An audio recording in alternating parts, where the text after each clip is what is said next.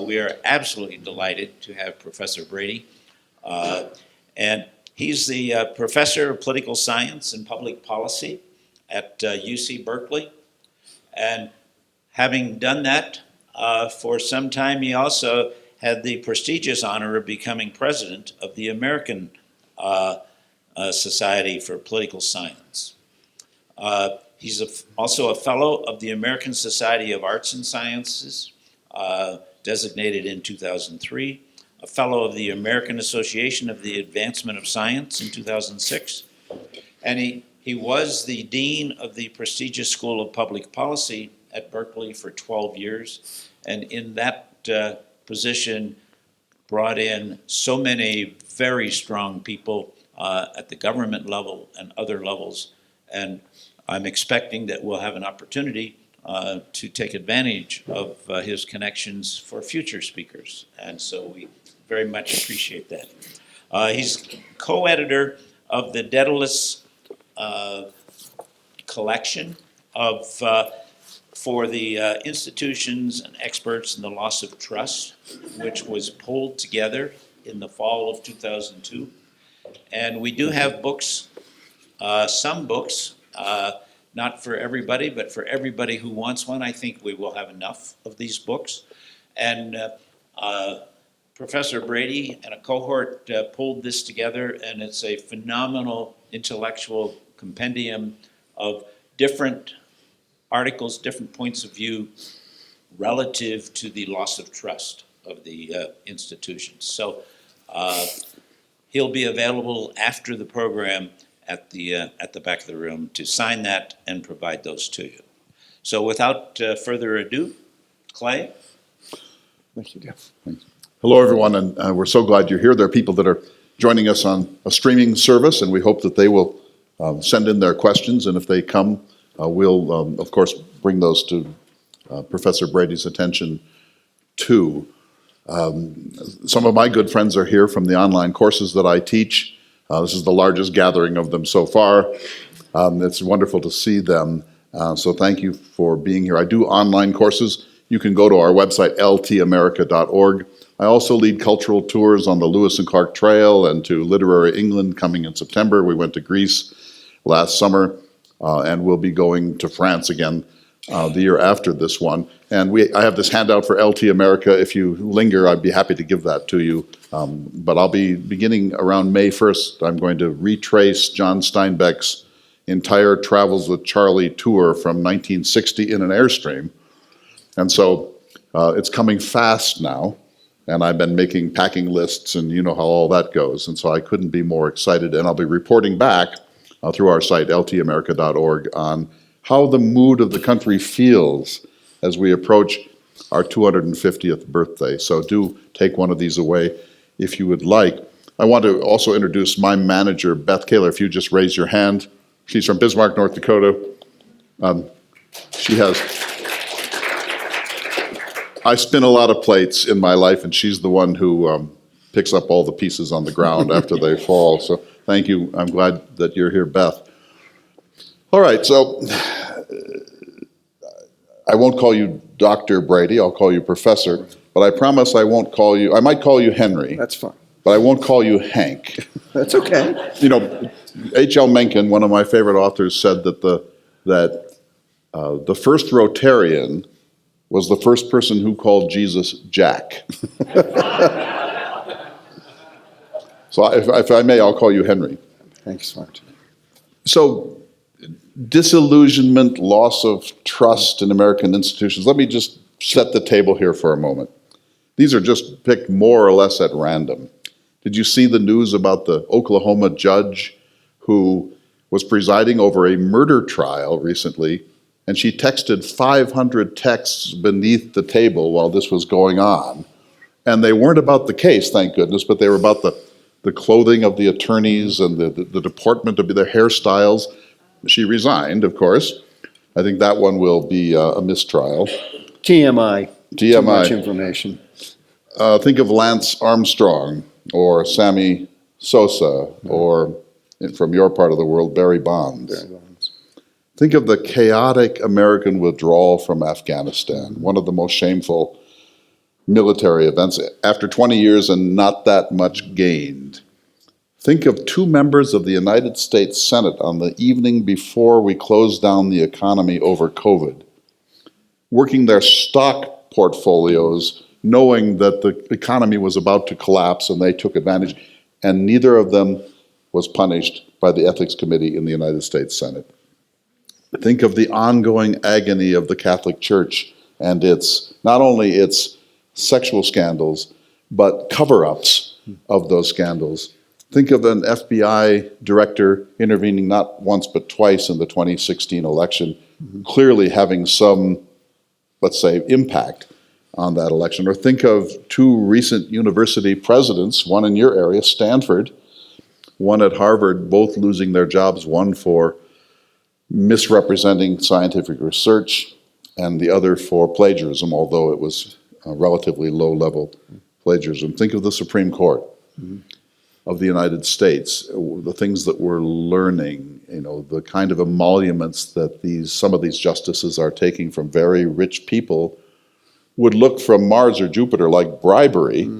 These are individuals who had cases pending before the Supreme Court of the United States. Think of Jerry Falwell Jr. at Liberty University. You've heard this one, the love triangle with the pool boy. It's always a pool boy.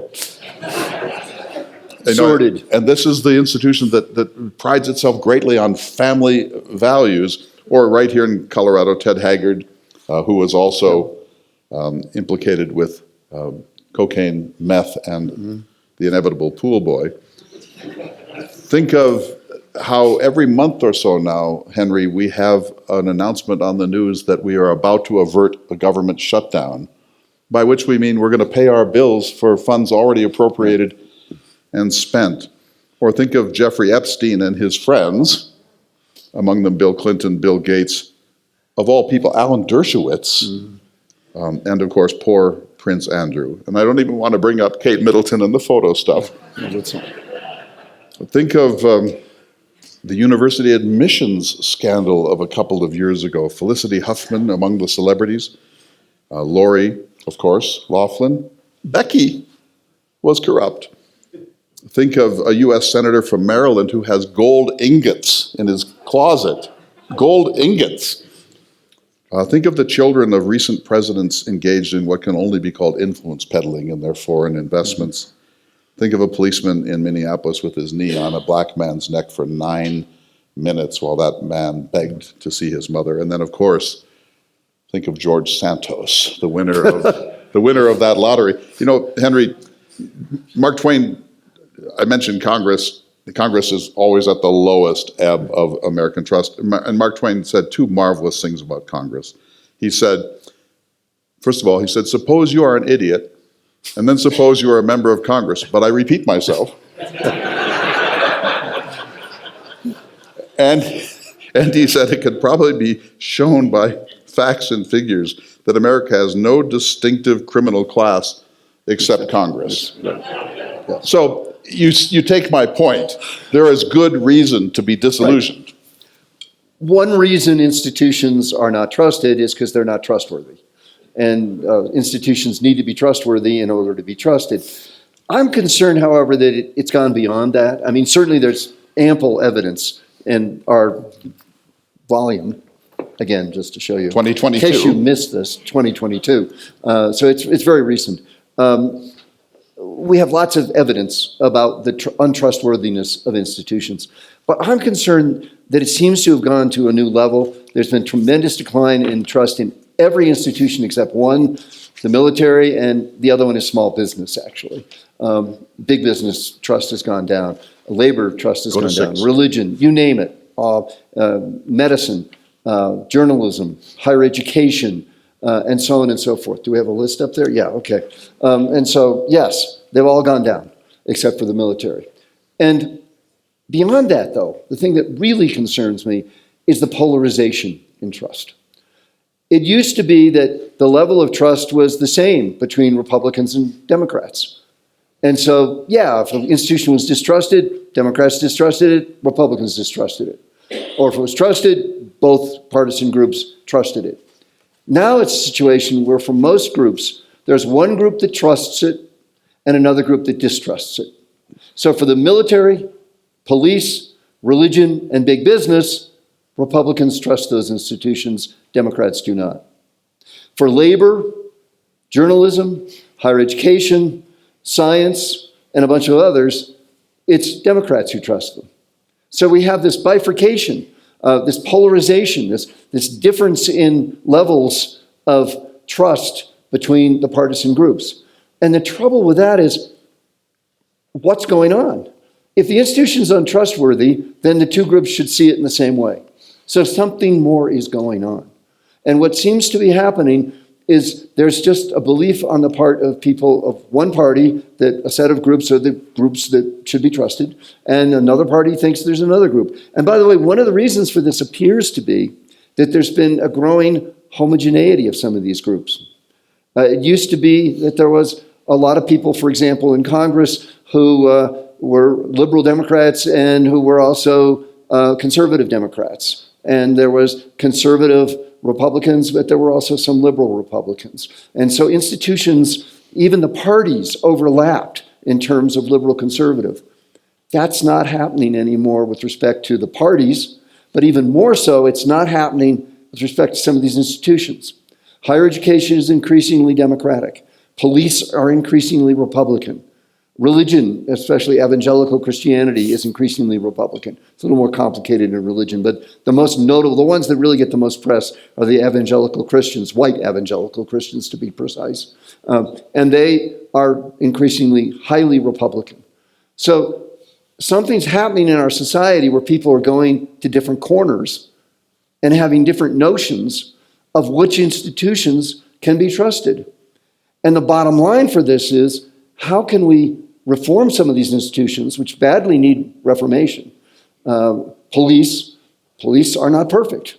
They need reformation. But if one side says, defund the police, get rid of them, and the other side says, no, they're doing a great job, give them even more money, it's very hard to figure out where you can meet in the middle and make decisions about how to change that institution.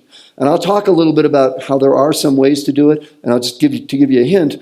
We have people at Berkeley who are working with the Oakland community to discuss not the things of, are the police too violent, or the police just doing a great job and stopping crime, asking instead, how do you define safety? And getting groups together to discuss safety, what it means to feel safe.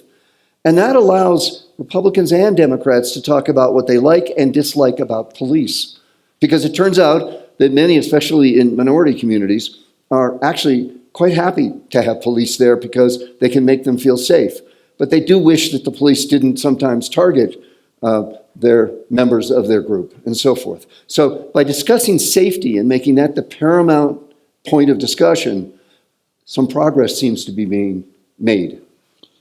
So I hear you saying that there's been the politicization and the polarization of trust and distrust. That's what's worrisome. You know, there used to be pro-life Democrats and pro-choice Republicans. Now that's almost an ironclad litmus test between the two parties.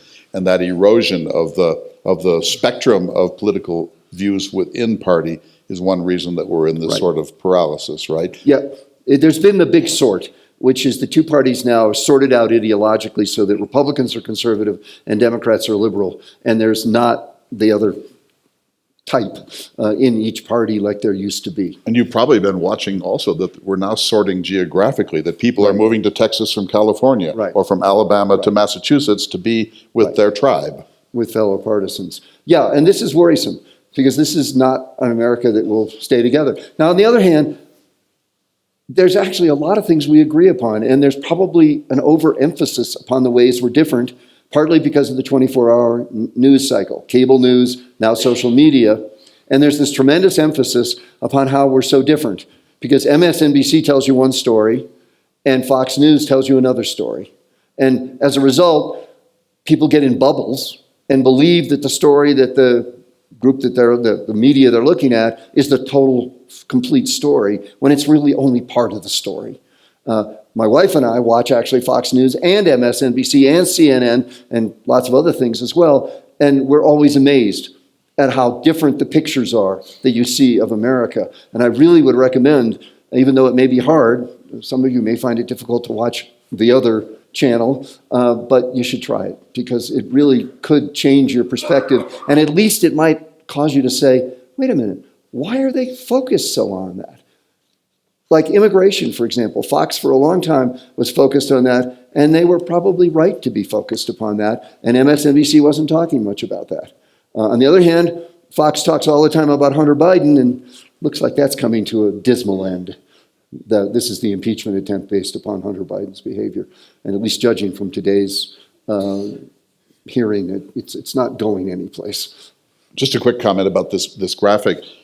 This is the change over the last, say, 18 months in Right. trust. And so you can see it's down for almost everything and a Yeah, little bit down. this is even actually for the over the last military. 50 years, just to be exact. No, this is the last year, but. This is the last year. But Henry, if you look back, that's from the different- point see. I want to make. If you go back to okay. 1960, there was a great deal of trust in the wow. presidency, in Congress, in the media, in churches, in the courts. And since the 1960s, there's been this plummet. Got it. And so I want to talk a little bit about that. So if you Right. would go to slide 8, please, James. So maybe it's transparency, right? We just know so much Right. more now about the Supreme Court. When I was growing up, the Supreme Court was 9 people. Then they were all males in black robes. You didn't really know much about them. You just assumed they were eminent jurists who were not involved in the human condition at all, who just were trying to make the right decisions with respect to the Constitution. Now we know so much about their lives, and maybe they were no better then than they are now, but we didn't know it. So what's the possibility of transparency being one of the triggers here? No, I think it is. And also the news media becoming more critical, especially post-Watergate. There's just no question. One of the essays in our volume is by a noted critic of journalism, and he talks about how, in fact, post-Watergate, journalism is much more critical of institutions. It used to be that, in fact, it pretty much took the press releases from government and reproduced them with maybe a little change in wording, but that doesn't happen anymore. And so you get these very critical articles, and as a result, we're more critical. The other thing he points out, interestingly, is there's more college-educated people in America. And one of the things we do, and we're sort of proud of this at universities, is we make people more skeptical. I fear that we've also made them more cynical, and I wish that hadn't happened. But we certainly make them skeptics and questioners of institutions. That's probably a good thing, but in the end, we have to have some belief in some institutions. Otherwise, how can we solve problems unless we believe that we're getting good information and good behavior from those institutions? You mentioned Watergate, 1974, the Right. resignation of Richard Nixon, first president in American history to resign. It's kind of a watershed moment. Then you have the debacle of Vietnam with the helicopter on the top of the embassy in Saigon. Then you have the Church Committee Right. investigating America's secret services and national security entities, helping in assassinating heads of state in other countries. That was a period of deep, sudden disillusionment, wasn't it? Well, let me tell a quick story. I was naive. In 1972, right after there was a burglary at the Watergate, I had friends. I was in Washington, D.C. I had friends at the Committee for the Re-election of the President. I was going to lunch with them one day, and this is 2 or 3 days after the burglary. And I met with them, and they said, we can't understand it. Jeb Magruder got really mad at us because we put up a sign that said, "Free the Watergate 7."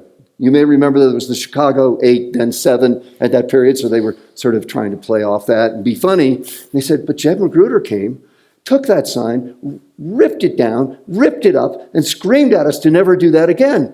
And they said to me, do you think there's any connection between the Committee for the Re-election of the President and the Watergate burglary?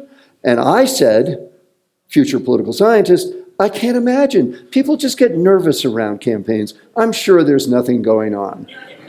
It's a third-rate burglary, we were told. Right, and so that's why I became a political scientist, since obviously you don't want me in the political sphere actually doing anything.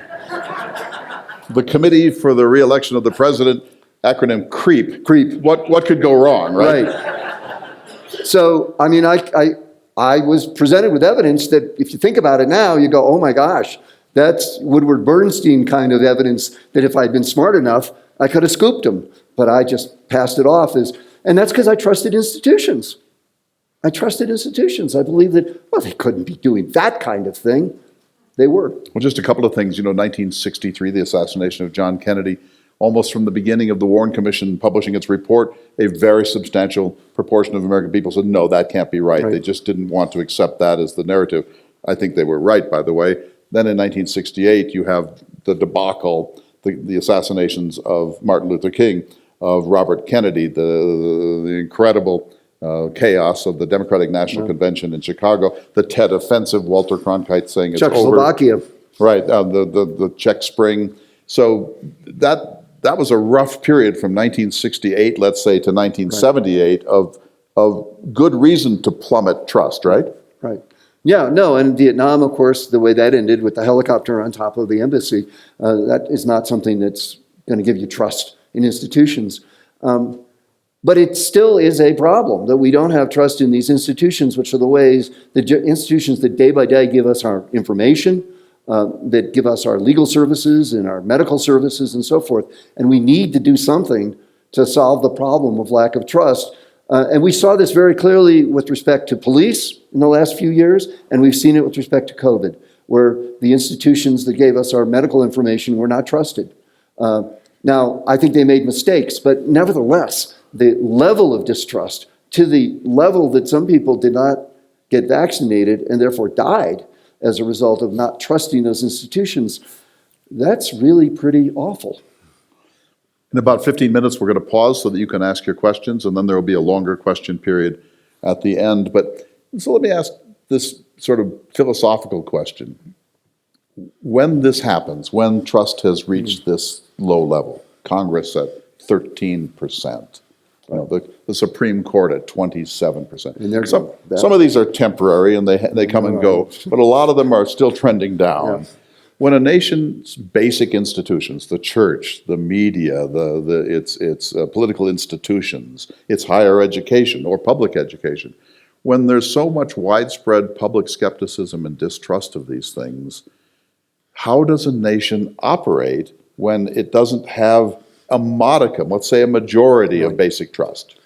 I think it's hard. And I mean, part of what I'm trying to think about, and towards the end of this, we're going to give us some I have hope. my David Letterman 10 ideas list of things we can do. I mean, part of what we've got to do is make sure that our politics isn't as bitter as it is, because I think that's part of the beginning of it, and an inability to sort of listen to the other side. But we also have to, as human beings, start trusting one another a little bit more. But that probably means finding venues and methods by which we get together and we actually talk to people. And unfortunately, I'm not sure that social media is leading to that. I think it's leading to people, doing this, and not, or judges under the table doing whatever she was doing. 500 texts on a murder trial. Yeah, in a murder trial. Boy, yes. And so we just have to find new mechanisms for doing that. And that means thinking hard about our institutions and that means both political institutions and non-political institutions. And then finally, just about us as a people and what we will do and how we will try to interact with one another. Let's go to 23, James. I want to play a little video clip. One of the things we do here at the Vail Symposium is we have the opportunity, to interview a number of people before they come here, or if they can't come, we have the joy of a little piece of video. This is retired Major General Mary Kay Eder, and we had a really fascinating interview with her. She's in the greater Washington area, and this is what she said about decline of trust. The changes in our trust in institutions, not just in America, but globally, for about 20 years. I follow the Edelman Trust Barometer, which comes out every year, just about the time they have that conference in Davos in February. So every year, Edelman, a global communications firm, comes out with its state of global institutions and democracies, government, media, non-government organizations, and business. So it's been slowly declining, the trust in all institutions over the past 20 years. I think last year was pretty much rock bottom in the 2023 summary. So what is new in 2024? So I've been looking at the latest iteration of this, and I think the biggest change to me is the comment that this year most people feel, and they survey 30 some countries, but most people feel that society is changing too fast. So I think where we are now is haves and have-nots. And if you talk about being a historian, certainly I think that, well, studying history lets you know that things weren't great then either. So, Henry, one way to kind of analyze the rage and reactivity of our time is that we've had so much social and technological change so fast over the past quarter century. Think of Barack Obama saying that he wasn't prepared to respect gay marriage, and suddenly there was a turnaround. The Supreme Court makes its decision. Most people didn't think about transgender 15 or 20 years ago. Now it's one of the central themes of American life. Millions of good Americans, good and decent Americans, feel that the change has come so hard, so fast, that they're overwhelmed both technologically and culturally, and that they want to get off this train. Right. And then maybe come along politicians that say, I can fix that. Don't you think that the pace of change is one of the drivers of this? Absolutely. I mean, just think of this thing, and I'd be nervous about raising kids today. Luckily, ours were raised in an era where the computers were here, but it wasn't the internet the way it is today, and it certainly was not the iPhone. But the chance for a child to be bullied, all the noxious and awful stuff that occurs on social media is really worrisome. There's a book by a Rutgers historian, Beth Rabinowitz, called Defensive Nationalism. And she makes a comparison between 1860 to 1920 and the current period, which is, she claims, roughly 1960 to 2020. She says, in that earlier period, there was tremendous technological change. This was the telegraph, the telephone, and electricity, and of course steam. Motion pictures, and also radio. Motion pictures and radio, and also new modes of transportation, cars and so on and so forth. And she said it was, in her view, too fast. And it led to many nations having populations that were terrified of what the future was going to hold. And as a result, they engaged in what she calls defensive nationalism. And we see that now, saying turning inward, saying we're not going to think about the world out there because it's just too much. I'm not sure that's enough to just turn inward. I think we have to actually think harder about things. And now we've got AI. I've been going to conferences at Berkeley. I'm a statistician by training, econometrician actually, and I know a lot about what's inside AI, but it still scares the heck out of me.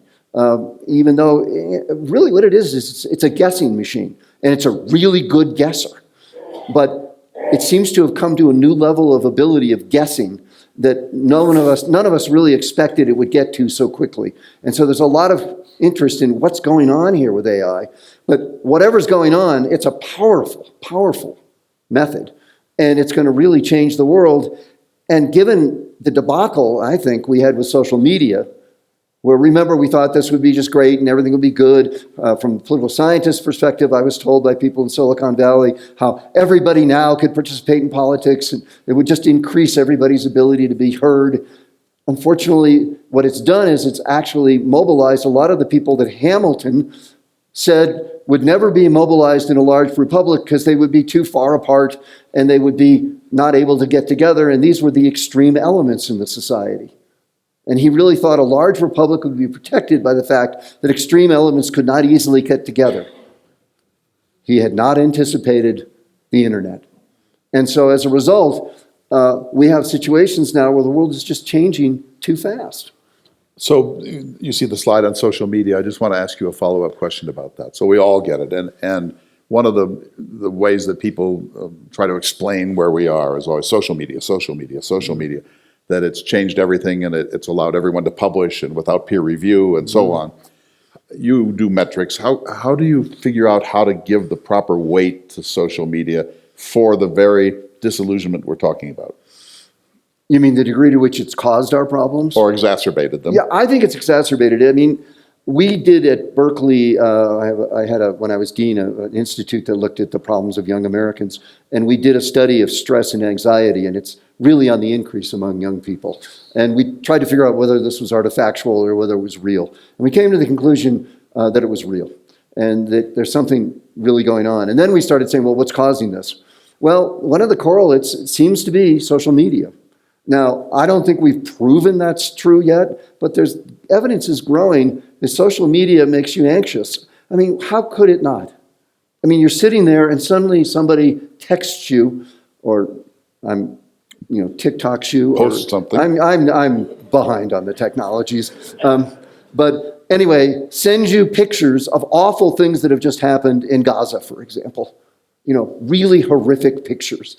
Things that maybe we wouldn't even see. You're doing photographs tomorrow, and there's a famous photograph that Clay's going to talk about that came out during the time of Vietnam, but we didn't see those on a moment-by-moment basis. You only saw them once because they came and went in the newspapers, right? And now we see them, for some young people, it's just a constant barrage. And how can that not make you pretty crazy? Indeed. So let's go to just to 9 for a moment. I want to bring a little history into this if we can, Henry. So we've always been a restless, turbulent, skeptical, rebellious people. For example, Shays' Rebellion, which led to the creation of the Constitution in 1787. They were trying to make sure that didn't happen again. The Whiskey Rebellion, Yes. which was 1794, and was about unfair forms of taxation in the Trans-Appalachian. Gabriel's Rebellion, a slave rebellion in Virginia in 1800. Then, of course, the wind up to the Civil War and the Civil War, vigilantism in the American West. We've always been a turbulent people. Now add prohibition with widespread, almost universal smuggling and lawlessness. Maybe the skepticism we have about institutions is part of the character of the American people. I think it is, and I think it can be good, but on the other hand, it can't go too far. I mean, if you get to the point where you just don't believe that any institution can deliver to you, after all, yes, we should be skeptical of government. We should be worried about government, but as my wife says, you should be really skeptical and worried about government. It might pave a road right to your doorstep. The point is, there are good things government does, and you want actually a road probably to your doorstep in most instances. And so if we're so skeptical of it, we don't even want to pay the taxes to get the road built to our doorstep, we're going to have a lot of infrastructure that we need that we don't have. And there's just a lot of indication that we've gotten to that point where people are so skeptical. Now, as a dean of a public policy school, my feeling was that one of the great challenges we had was to try to make government more effective and efficient and to tell that story. Because I don't think government is always effective and efficient. I can give you lots of examples of where it's not. We teach these to our students and we say, don't do these things. And I can also tell you situations where our students have really made government so much more effective and efficient by bringing good data analysis, good policy analysis to bear on the topic and literally save the government millions, if not billions of dollars.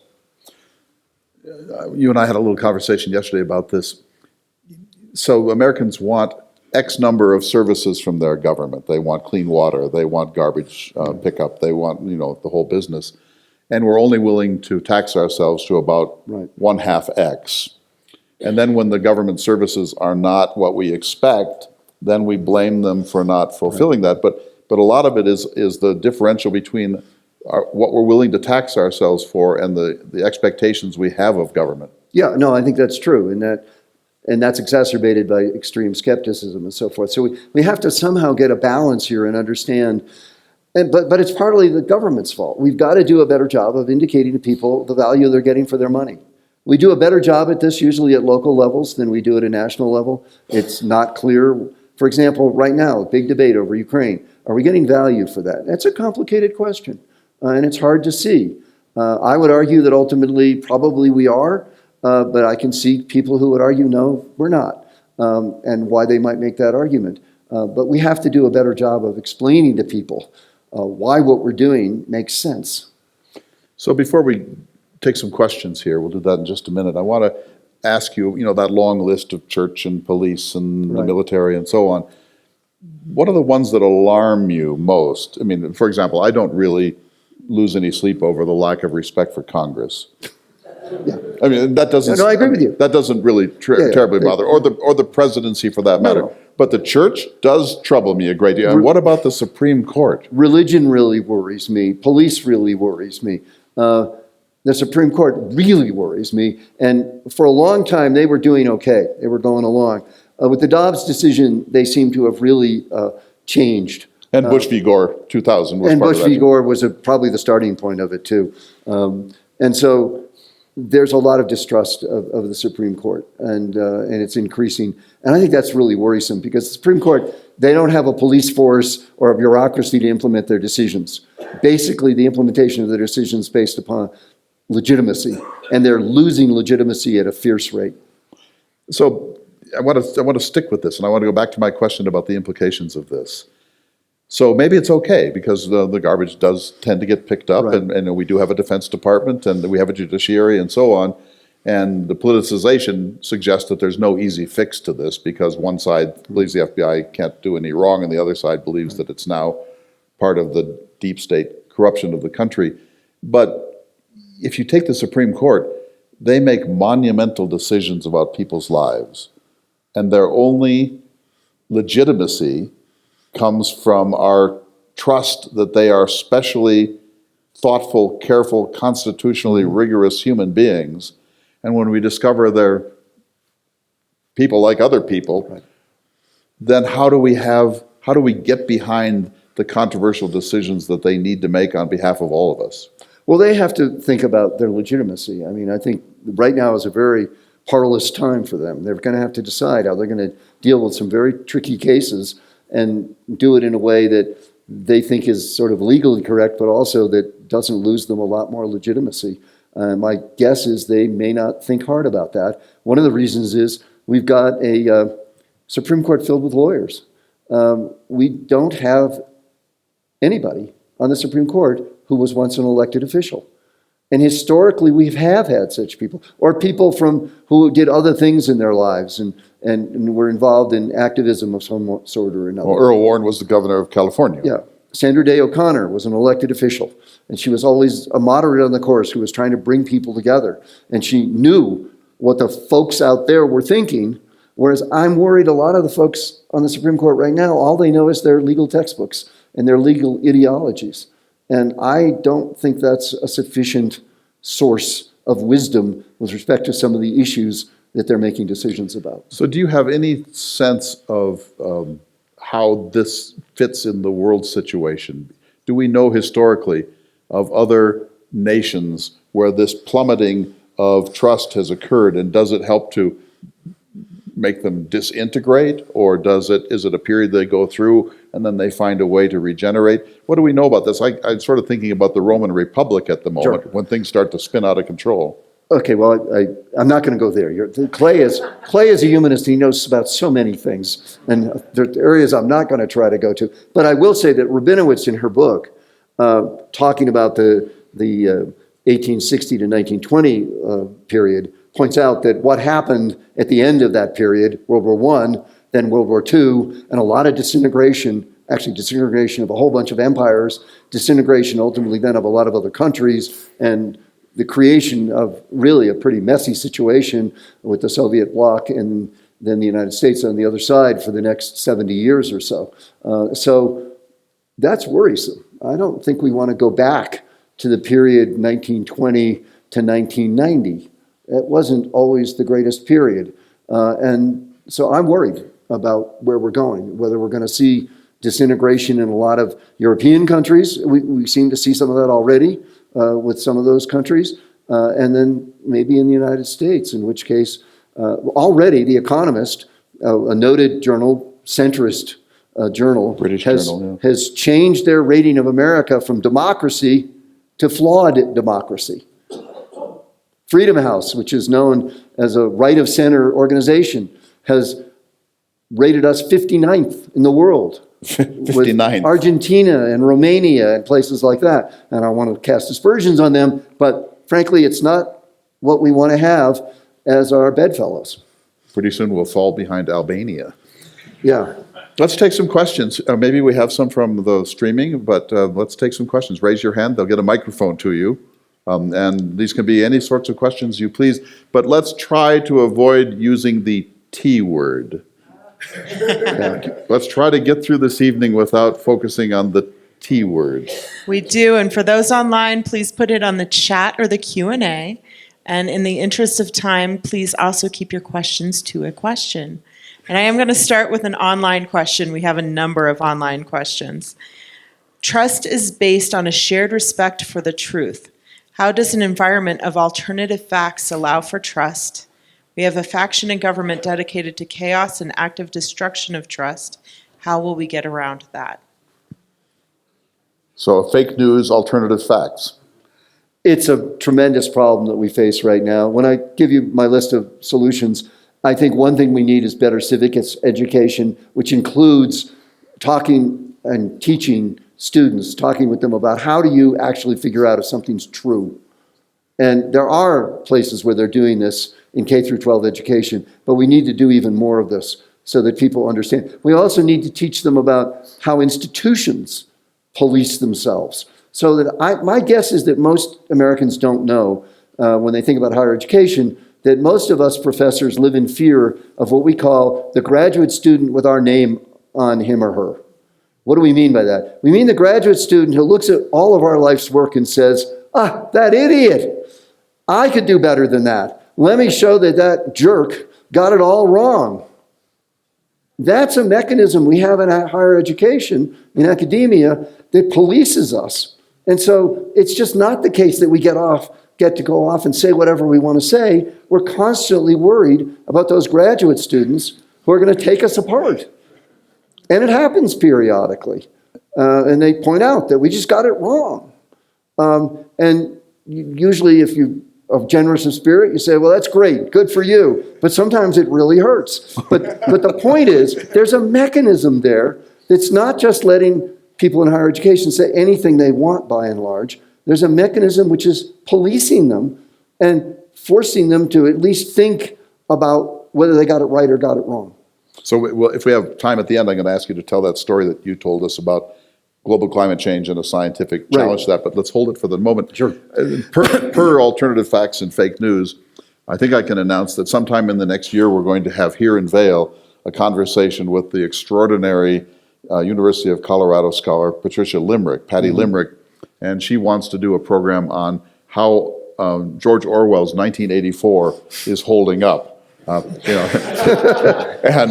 I just reread it, and he's very wrong-headed about technology because it's so much worse technologically now. Right. But we're going to do this program where she's going to be Patty Limerick. You probably know her. She's one of the most extraordinary scholars in the country. And she wanted me to be George Orwell because, I do these characters. I said, no, I'm not doing that. But I said, I will be 1984.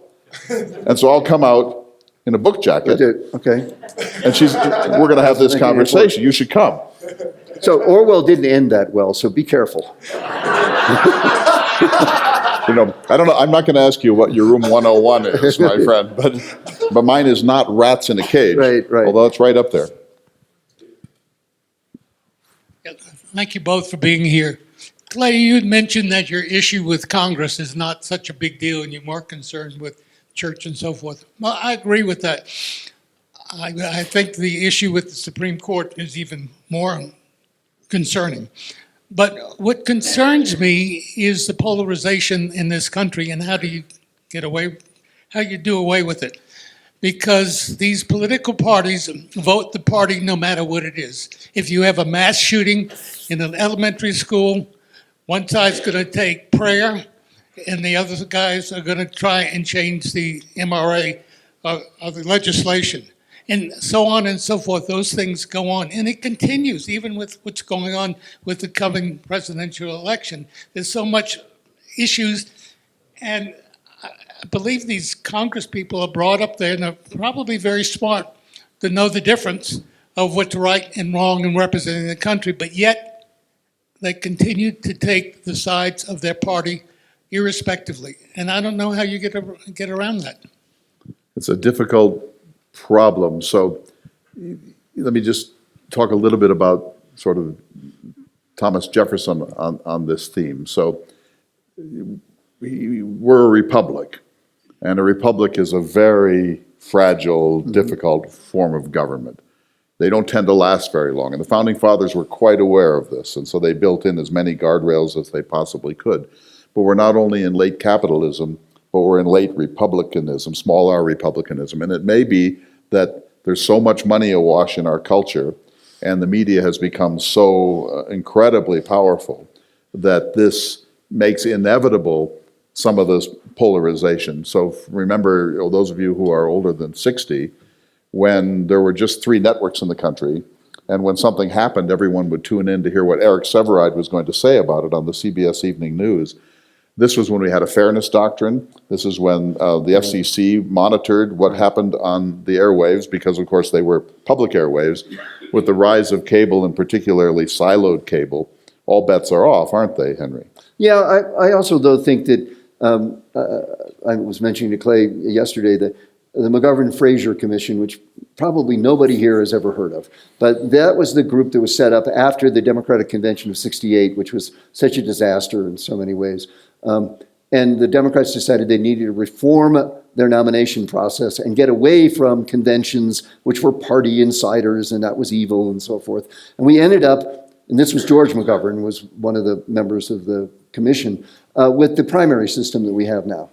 The problem with the primary system that we have is that people on the left are worried about having a candidate who's going to be further to their left, and this is called being primaried, and people on the right are concerned about having people further to their right.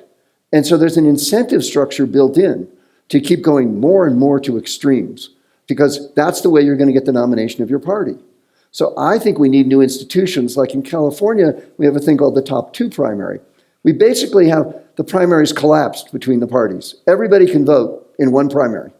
And there's a bunch of candidates, Republicans, Democrats, Greens, whatever. And then the candidates who get the top 2 vote-getting candidates are the candidates who go forward. Now, that sometimes means you get 2 Democrats, sometimes means you get 2 Republicans, sometimes one of each. But the important thing is you are more likely to get a centrist candidate. With this California system. With this top 2 system. So I think we need to start thinking of incentive systems.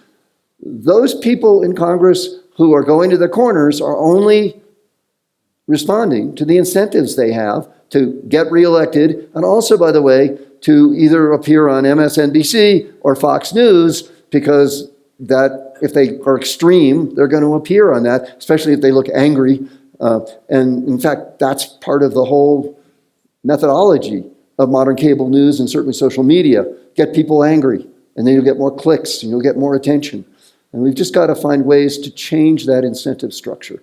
I wouldn't mind a fairness doctrine coming back, by the way. I don't think it's coming back, but don't know how we could do that. Departed under the Reagan administration, and of course cable has made that almost impossible to police. And then there's Citizens United, basically allowing unlimited amounts of money and so on in our politics. Well, that's another thing I think we have to think about, is that Chief Justice Roberts was just simply wrong in his opinion when he said that he thought that transparency would make it all just fine. And the fact is, with super PACs, we don't have transparency.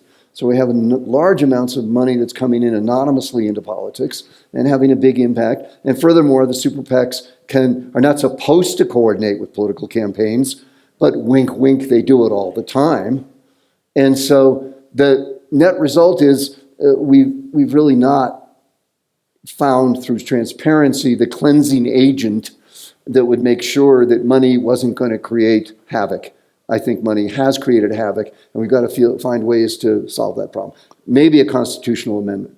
I think maybe a constitutional convention. You know, we're an empire pretending it's a republic, and there are strains that come when that happens historically. And when you think about the way that campaigning works now, if I'm a member of Congress, say on the far left or the far right, if I say the most outrageous thing I can possibly say, my team is already planning a fundraising memo that night, and it works every time. Right. So that there's an incentive to stir up extremism because it pays in campaign donations. Absolutely. Yep. Yes. Going back to online, the institution we thought beyond compromise is the U.S. Supreme Court. Now justices are vetted for their political views. How can we recover from this in the institution that was our ultimate protection? So Dr. Brady, Professor Brady, how can the Supreme Court, and I'm sure John Roberts is working on this every day. Right. How can the Supreme Court gain new legitimacy? Yeah, no, I mean, I think Chief Justice Roberts does care about the legitimacy of the Yes. court. I really do. I'm not sure that some of the other members of the court do, but I really do believe he does.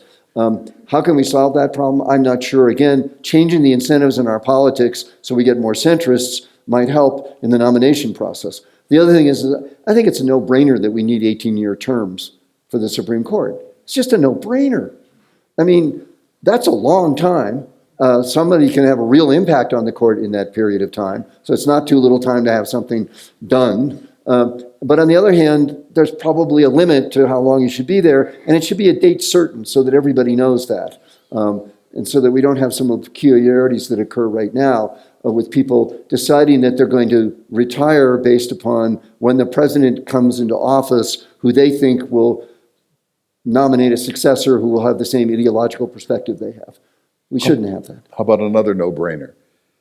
How about an actual policy of conflict of interest on the Supreme Court of the United States? I mean, you would think that that would be obvious. Right. It's embarrassing. I mean, the only thing you can possibly say is, I mean, my favorite is Chief Justice Alito saying that the seat that he got for free on this private plane would have otherwise been unfilled, caused me to immediately call up United Airlines and say, I know there's a lot of empty seats on your flights, and I'm sure that you would allow me to have one of them, because otherwise it would just be empty. But somehow they didn't see the argument there. The logic was missing for them. Chief Justice Roberts is an institutionalist, and I feel certain that he Yes. is worried about the future of the I am court too. because its capacity to lead us through difficult times depends upon our belief that they're trying to do the right thing and that they're Right. basically good human beings. And I don't think many Americans feel that strongly of this today. And so I think he's worried that the court is now being perceived as the third political branch of the government when that was what the Founding Fathers did not want. No, absolutely. And as to life tenure, in Jefferson's time, the average age was about 50. So you get appointed and you live 5 years. Right. Now, if you get appointed when you're 40, you're going to live 60 years. Yes, exactly. More questions? Yeah, just a simple one, perhaps.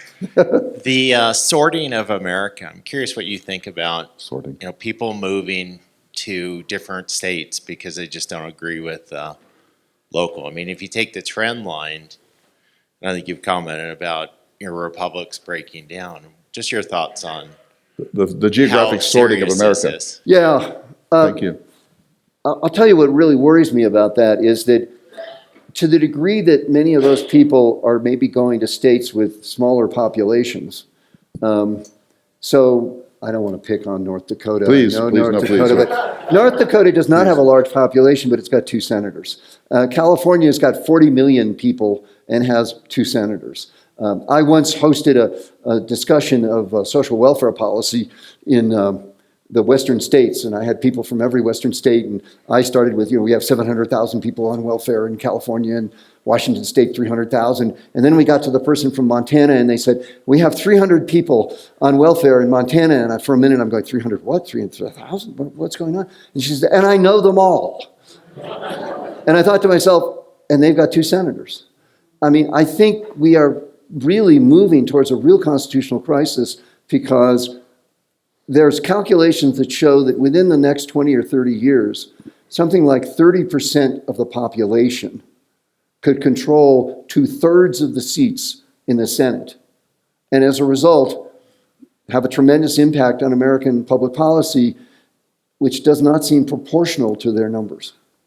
And it doesn't work towards compromise. Doesn't work towards So compromise. the Founding Fathers wanted a majoritarian system, but the Senate, with its cloture rule, requires a supermajority to pass most legislation. Right. That's not constitutional. That's just a norm, and it damages us, particularly, as you say, Wyoming with 500,000 people, North Dakota 780,000 people, Alaska with under 500,000 people. They each get 2 senators. So a senator in North Dakota is about 40 times more powerful, theoretically, Right. than one of the 2 California senators. Exactly right. And most advanced industrial societies have either gotten rid of their upper house, or they've made it sort of not that important, or they've made it more proportional.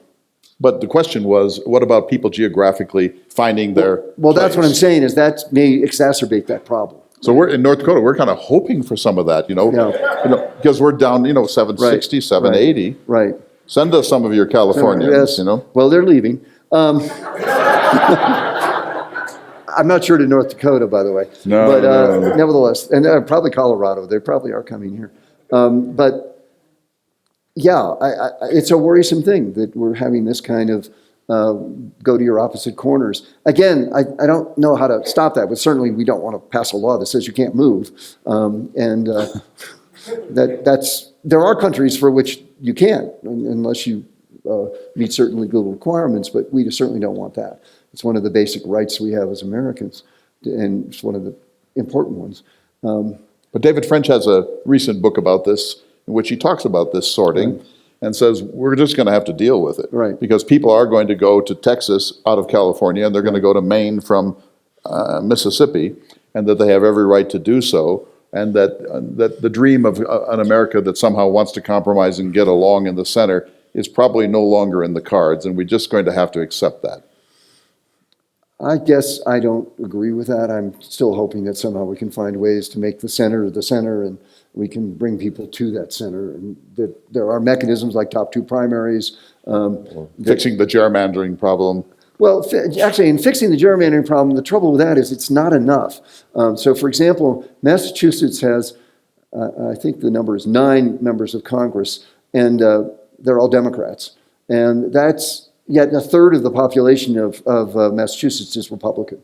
So something's wrong there. Now, you might think, well, that's gerrymandering. It turns out people who have supercomputers, literally, have taken them and tried to say, well, is there any way to come up with districts that would give Republicans at least one district? Turns out it's essentially impossible, given where the Republicans live, where the Democrats live, and so forth, because they're intermingled with the Democrats. And so therefore, you can't create a district that's a Republican district. What you could do is go to multi-person, multi-candidate districts, and then have proportional representation.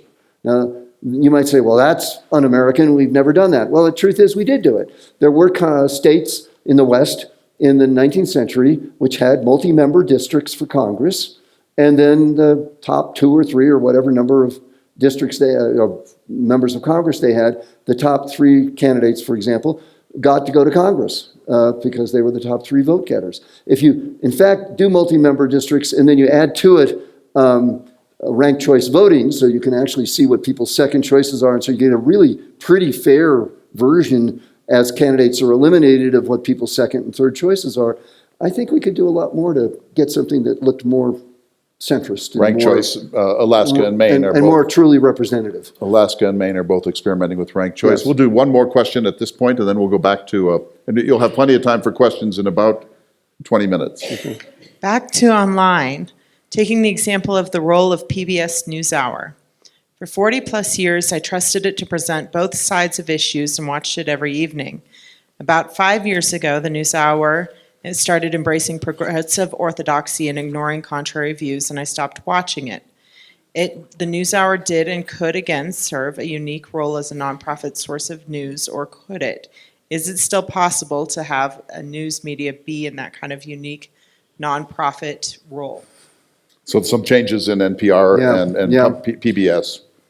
Yeah, I mean, again, I still watch it and find it to be better than almost any other source at giving you different perspectives, because they actually bring in people from different points of view. So I actually think it's still pretty good. CNN, by the way, is trying very hard to be the centrist of the 3 major cable networks. They've moved a little back towards the center. Yes, and we'll see how that works out. I mean, the trouble is it does not seem to be a business model, because what gets people to watch is when they're constantly having their prejudices, pardon the phrase, reinforced. And so, again, my wife and I fight against that. And we watch Fox News, which we're liberal Democrats, but we watch Fox News because, as I tell my students, I said, you know what? It's not just Democrats who have good ideas. Republicans have good ideas as well. And then they say, oh, and then I give them some examples. And I say, here's some great ideas Democrats had. Public housing, for example. multi-story public housing where you concentrate poor people all in one area without amenities and so forth. That's a bad idea. That was a terrible idea. Most of those projects, thank God, have been now dynamited, certainly in Chicago. But, that was a Democratic idea that was a pretty bad idea. There may be some problems with PBS and NPR, but one of the things that distinguishes them is that there's some congressional oversight, so they have to be really careful. And I think that's on the whole worked well. And also, the average soundbite on commercial media is now like 8 seconds. Right. NPR and PBS allow a more sustained discourse, and I think that's really good for the country, don't you? Yeah, no, I mean, that's the thing I really enjoy is when they take an issue and they really go into it in detail and they bring experts in. And I think by and large, they try to get people from different points of view. Again, I mean, obviously, I'm sorry that this person doesn't see that to be so, and it may be indicative of the fact that we're going to our respective corners. I think it's gotten better, actually, rather than worse. Early on, NPR was called Radio Free Nicaragua. Remember that era? And it sort of then moved deliberately back towards the center to avoid being its budget cuts by the Congress of the United States. And I think you're right. So there's an incentive structure there to bring them towards the center. Good incentive structure. Let's go to number 15. And more time for questioning coming. So this is interesting. Richard Hawes, you know his work, of course, his new book, The Bill of Obligations. He says this: how many of you can honestly say you live up to this? I was wringing my hands when I read it. An informed citizen is someone who understands the fundamentals as to how the government and the economy and society operate, the principal challenges facing the country at home and abroad, and the contending options or policies for dealing with those challenges. It's pretty high standard, wouldn't you think? It's a very high standard, and unfortunately, a lot of political science research shows us that most people are inattentive to politics. They've got more important things to do, and they really do. I mean, they've got to attend to their job. They've got to attend to their children. They've got to attend to their elderly parents. And so it makes sense that they would focus on those things and that politics would be down the list. That's why, though, we've got to find ways to get to them and have mechanisms whereby they can maybe learn about some of these kinds of things. But the country is so complex in its infrastructure and its economic systems and so on, that the average citizen really isn't in a very good position to be fully aware of all these things, and that causes us to be reactive, doesn't it? We react rather than evaluate. Yeah, that's true, although I've always said that people know what they need. They have a good sense of what's important to them. They may not know exactly, or maybe the better way, but they know what they want.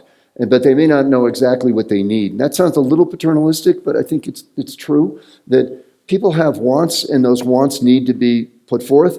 I think one of the problems we've had in the last 20 or 30 years is certain groups of the population haven't gotten a chance to make known their needs. This is various different parts of America, and on the left and the right. But they know their wants, and we've got to listen to those wants, and we haven't been as attentive to that as we should have been. The needs gets at the question of, well, what will actually solve the problems that those wants represent? And that's where I think you get to a lot of the complexity. But I even think I've run things called deliberative polls. So a deliberative poll is where you get a random sample of people from a given area. And we did it recently for California. And you bring them in, you have briefing books, you have experts, you have them sit with their fellow representatives and people like them, and they discuss issues. And I think it's pretty remarkable what comes out of those events. People really are, first of all, they learn what others need, and that's important. And they understand better what others' needs are, and that really makes a difference to them. They also, from the experts and from actually their fellow people who are there, they learn a lot of what is possible. And as a result, they, in the end, often come to some very smart, I think, conclusions as a result of that. So I think there is room for doing better if we can find ways to bring people together. So there was a sort of a debate between Thomas Jefferson and John Adams in the early national period. And Adams believed that religion, it could be any number, it could be Methodism, it could be Lutheranism, it could be Catholicism, but religion was essential to the success of America because there needed to be a non-governmental source of legitimacy and restraint. And Jefferson's view was no. He was, of course, a student of the Scottish Enlightenment, that people have a moral sense and a secular society will be just fine.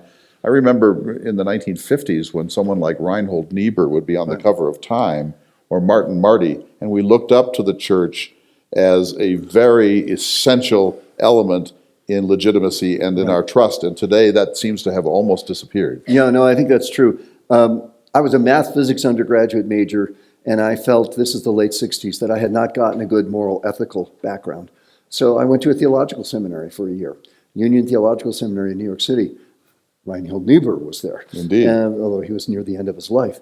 And that was a really illuminating experience for me. And part of the illumination was this, that I realized that religion, which had been very important to me as I was growing up, was no longer the leverage point for changing America, that it had become less relevant. And that's even increased more and more. We have more and more people who have no religious affiliation.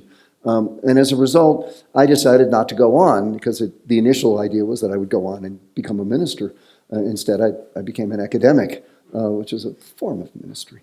It really is. You get to mentor students, you get to be concerned about their lives, you get to help them. To help undergraduates at Berkeley, where we have this extraordinary set of people who often come from low-income families, and to be able to advise them on how they can make their way in the world is a truly exciting thing. I taught at Harvard at one point, and I had a student who came to me and he said he couldn't do my final exam because he had a family event. And I said, what was the family event? And he said he had to go home to his father's coronation. And I realized at Harvard, I wasn't giving much value added. At Berkeley, I provide value added. The guy, by the way, has gone on to be the king. And he was about to become the prince, and now he's the king, or was the king.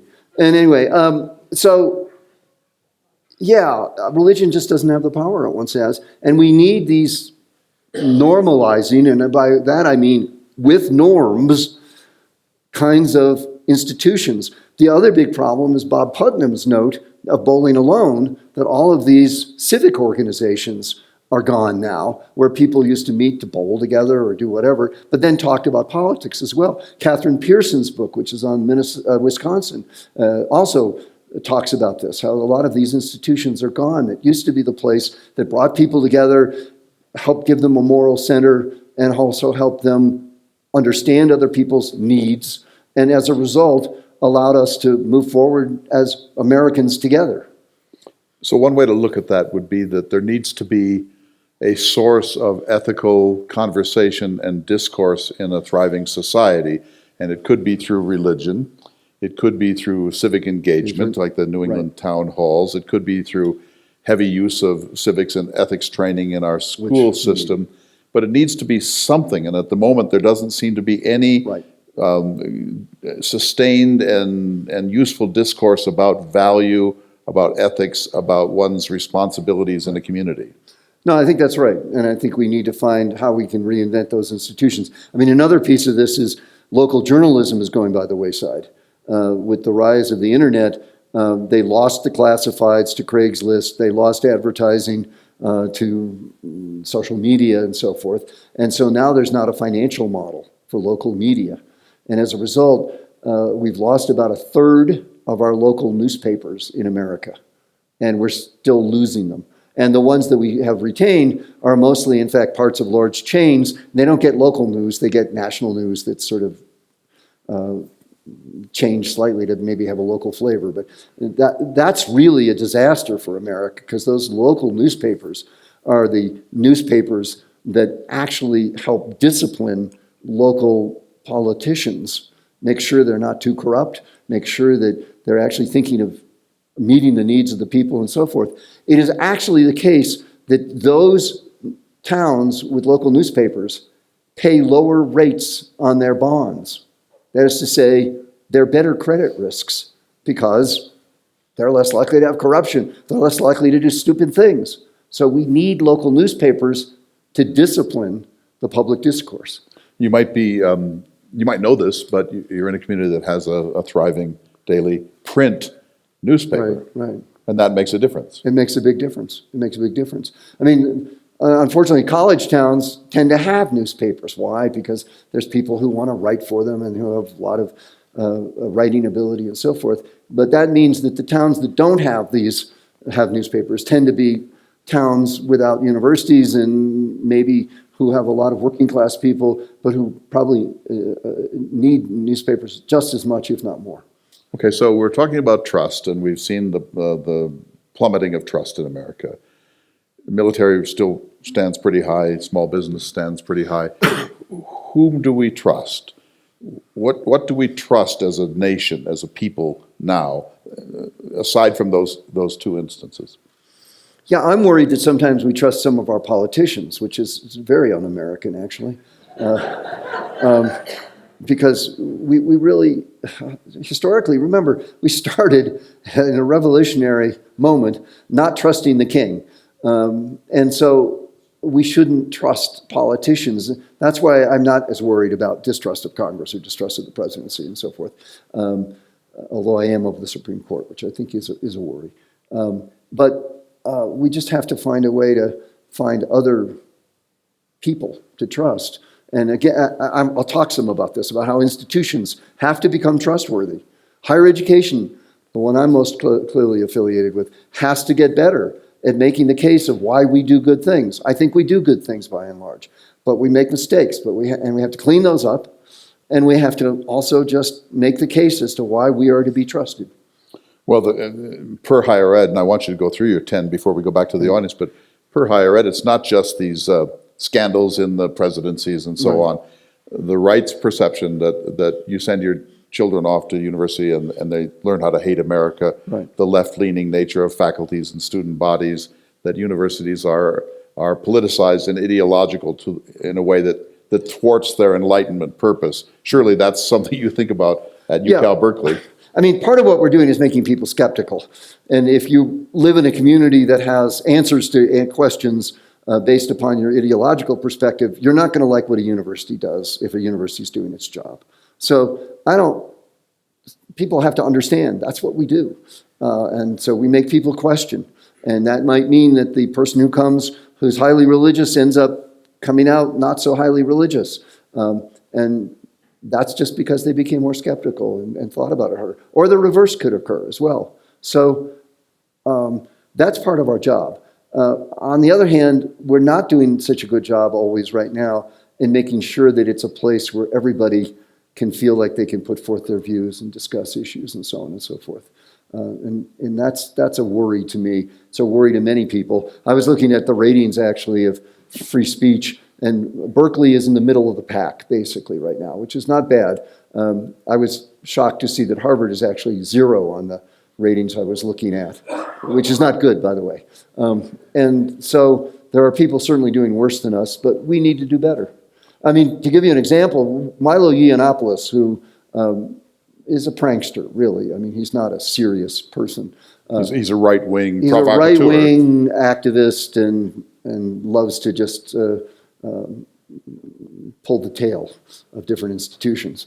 And he was pulling our tail. He actually announced he was going to have a 1 week free speech week. He claimed he was going to have all these speakers come in. We actually started getting calls from the speakers he claimed were coming in that he'd never contacted those people and that they weren't coming and they didn't know what this was all about. So clearly he'd made this all up. Nevertheless, we literally spent millions of dollars so that he could come, speak, and have police protection and have a crowd there and so on and so forth. So I think that's a pretty strong commitment to free speech when we allow essentially a prankster to come in and cost us millions of dollars, which, by the way, we could have used for financial aid for students and things like that. So it's extremely painful.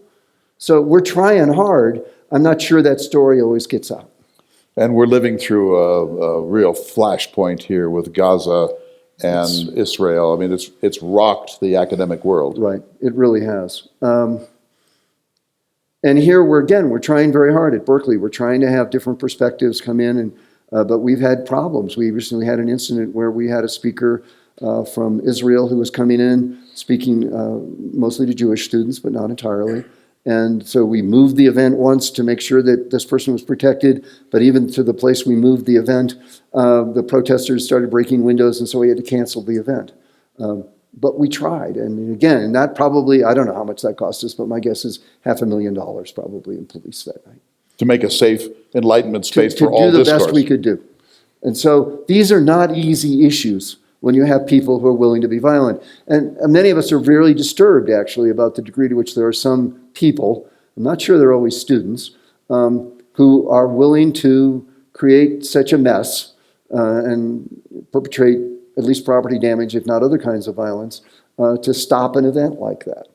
I think a university is a place where all sorts of perspectives should have a chance to be aired. That's what we're about. Voltaire, Yeah. Madam, I disagree with what you say, but I shall defend to the death your Right. right to say it. Exactly. Almost the mission statement of the university. Right. Before we go to your 10 points, which we need to do, I want to just ask you to weigh all of this. Okay, loss of respect and trust. It could be healthy skepticism, which is part of the American character. It could be greater transparency. We know more than we ever knew before. It could be the exacerbation of social media. How serious is this crisis? Is it worth thinking about, but we shouldn't let our hair get on fire? Is this possibly terminal to the future of the American Republic? Where do you put it in your scale of concerns about the future? I think it's a serious concern. I just see a lot of institutions which are dissolving in some ways and not having the power to solve problems that they once had. And I don't know how to recover those institutions. It's very easy to destroy trust. It's really hard to create trust. As a dean for 12 years, I saw how hard it was to create trust and how much I had to work at that and how the slightest thing could knock that off course. And unfortunately, we're just getting a lot of things now which are knocking it off course. So I'm really worried about it. I think it's a big worry, and I think we need to invest a lot of time and effort into putting ourselves back on the right track. Is it existential or is it just grave? Could be it's grave. Let's put it there. So cheer us up. Sure. There are things that we could do. Okay, first, I think we have to fix some of the causes.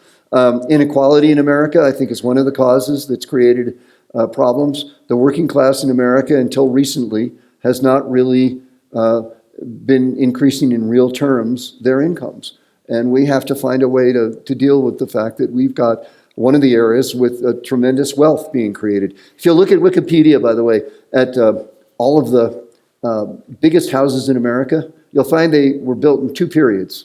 One was the Gilded Age in the late 19th century, and the other era was now. So there is a lot of wealth out there to build. Frankly, I'm not sure why you need and I don't want to offend anybody. Careful I don't want to offend anybody, Henry. but you know, Read your audience. I'll read my audience. But I think you should ask yourself. I said cheer us up. Okay. Immigration and borders. We have just let that get completely out of hand, and we've got to deal with that. Both parties. Yes, both parties. I mean, and there's no question that we just have not solved the problem. We've let it just get worse and worse and worse without an ability to get together. But it's a solvable problem. It's a solvable, I think mostly solvable problem, although a lot of it has to do with things going on in South America and the rest of the world, by the way, that are going to get worse, I think, as we have climate change, and people are going to find that they just have to come somewhere where they feel safe, and America is going to look like a great beacon. And so they're going to be willing, and they're going to be willing to make a journey to come here. So we got to deal with that. The third thing is technological change. We've just got to get some handle on. I think again that we didn't do a good job with regulating social media. I think we have to think long and hard about AI. I'm worried that the tech companies are so powerful that they're not going to allow us to regulate social AI.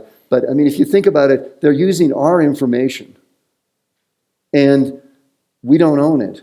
And you could think there's a different model you could even come up with, which would be, this is a public utility, and because our information is our information, maybe we have some rights to it, and we have to find ways to regulate it with that approach in mind. We're really far from that notion right now. So your idea is that we need to have thoughtful regulation of media in order to prevent it from spinning too far out of control. Absolutely. And do you think, I know Congress makes a run at this from time to time, do you think they're doing an adequate job? No. In fact, part of the problem is Congress is woefully ill-prepared to regulate tech, because they just, by and large, just don't know enough about it.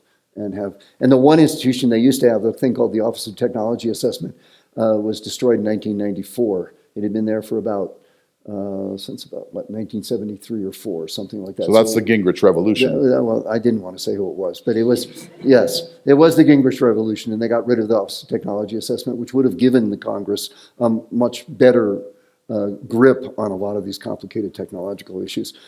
So I'm still in just fixing the causes. I'm just going to mention this one. Long-term debt, I think, is a big problem for America we've got to think about. And we got to come to grips with xenophobia and racism in America. We have not solved that problem. We've made real progress. I remember what it was like in the 1950s to go through the South. And it's no question we've made enormous progress, and we are to be congratulated for that, but we haven't solved the problems fundamentally. But I mean, I'm not wanting to be critical, but you're not cheering us up. You're saying these are things we could address. Well, but some of them are fixable. Like, I think we could fix tech. I mean, I think if we really got some smart people and were willing to think about regulating it, we could come up with better ways of doing it. But there has to be the will to do it. It has to be the will to do it, that's true. What's interesting here, there is a left-right coalition here. I mean, there's people, like Josh Hawley is one of the people who's very much into let's regulate tech. And so it's not just people on the left who want to regulate tech. So it goes back to what you said earlier. We need to make possible compromise and a centrist politics. There's, I think, places we could meet in the middle. So that's fixed some of the causes.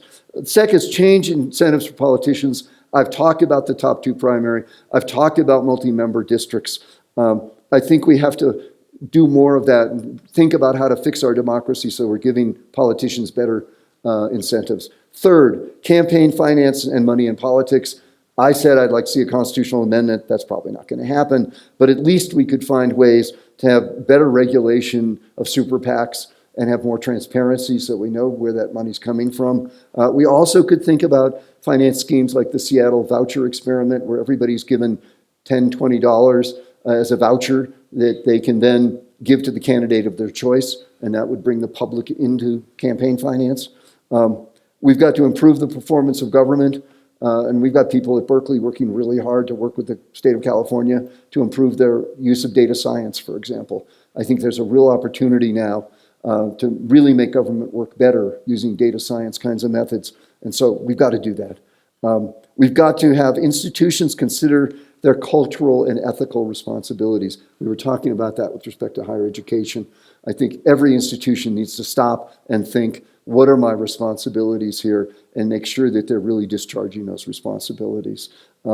We've got to rebuild local media. I've talked about that. My solution would be to tax social media, set up a fund and and this is a difficult problem, find some way that there would be an arm's length relationship between the tax money coming in and the distribution of that money to the local media so that we wouldn't have government control of those media. But that's at least maybe one idea of how to do that. We've got to regulate social media and artificial intelligence. I've already talked about that. I actually think there are good ideas out there about how we could do that, and we could do much better at it. Civic education is one of the most important things we can do. We just have students who are getting either no civic education or bad civic education. Good civic education would be how to figure out if something's true, how to understand that if you're going to get something done, compromise is going to be necessary, and compromise isn't a dirty word, and working with others is okay. In fact, it's great. And so we've got to have better ways of teaching civics and make sure that it focuses on the process of making civilization work, and not just the facts about the Constitution or the 3 branches of government. We've got to get people together. I'm a big believer in national service. I'd love to see national service. I think it would bring all sorts of different people together in a way that would be life-changing. My brother, my twin brother, went into the Peace Corps. It changed his life fundamentally. And I saw what it did for him. I think it could do that for many, many other people. And of course, we could have a very broad definition of national service. Yes, yes. And then finally, the American Creed, and getting up to the 250th anniversary of America, I think we have to start remembering what the American Creed is. Declaration of Independence, Constitution, and I would say Statue of Liberty. And we have to put those things together and understand that's what we're about. And we are an unusual place in that we have a civic ideology. We believe in America as an idea. It's not that we believe in being a German or a member of French civilization. We believe in America as this democratic ideal where there's opportunity for all and a chance to make something of yourself starting from nothing. That's something we really just need to emphasize, and I think this is an opportune moment to do that. You know, the 250th, yes. So a friend of mine I just interviewed who's Dutch, very distinguished Dutch journalist, has spent a lot of time in America, and I asked him if he could to speak a little bit about how Europe is looking at us now, and it was heartbreaking. He said, "We're just so sad. We're sad to see America in this fix, because it's not just America. The world looks to America. We really were, or should be, the shining city on the hill. We were best practices. We were the ideals that the world was moving towards. You remember when the wall came down, and Francis Fukuyama said it's the end of history, and there was this sense that all problems had been solved. I know it was foolish, but you know, the idea that Europe is now looking and wondering what happens when America ceases to live according to, or to try to live according to its loudly proclaimed ideals." Yeah, I mean, the sad thing is the mess at the border has led us to maybe take our eye off the fact that we are a country of immigrants and how important that is, and that it's what makes this an extraordinary place, and that we have to reaffirm how important that is to us as a nation, and that we're willing to deal with people from different places with different races and creeds and so on and so forth, because that's what America is truly about. So before we turn back to questions, both from our people streaming and from the audience here, where are the best arenas where these sorts of reforms are happening? My sense is it's not at the top, it's local. It's all over the country, and great things are being done in this community or that, and we need to stop fixating on the national solutions and look instead to the unbelievable diversity of options in the country. No, I think that's right. And there's a lot of groups that have started to try to figure out ways to bring people together, or how to think about multi-member districts and what that would look like, or how to have deliberative polls that would be in many different local areas so people could get together and discuss their local needs and so forth. And I think a lot of local governments, which are, by the way, more trusted than state governments, which are more trusted than the national government. So local governments tend to be more trusted because they're closer to us, and we just feel that they are better. So just one last thing. So you freely admitted at the beginning that you're a liberal Democrat. Right. If you were a deep conservative and you were here from maybe from Berkeley, unclear, but from another institution, you may have said what we need is prayer. What we in schools, what we need is to make heavy incentives for intact families. Mm-hmm. You know, that we need national service in a much more emphatic way. In other words, somebody from an opposite political persuasion, having had this discussion about loss of trust, would have a different set of options, right? They might, although I actually think I'm a Burkean conservative as well as being a liberal Democrat. I really believe in the importance of institutions. I don't think institutions are easy to build. I think they're incredibly hard to build. I'm so proud of the University of California and what we've built. We, for example, in the last 15 years, we've added about 12,000 students to Berkeley, which is 2 Stanfords. 2 Stanfords. We've added 2 Stanfords to Berkeley. And that's amazing. We're a public university. And we, by the way, do it at about 1/3 the cost of Stanford. About 1/3 the cost. I have no idea what the privates do with their money. I really do not. Because we managed to do it so much more cheaply and just about as well. How many students at Berkeley now? About 42,000. It's not the biggest, but it's up there. And we're going to keep getting bigger, I'm sure. So, I'm a Burkean conservative. I believe in institutions, and we've got to make sure we nurture these institutions. And we can't believe that somehow destroying institutions is going to lead to something better on the other side. It's just not. That, in fact, if you don't like institutions, go look at Afghanistan. Okay? You'll find that's a perfect place. Hey, no institutions. Wow, what a wonderful place.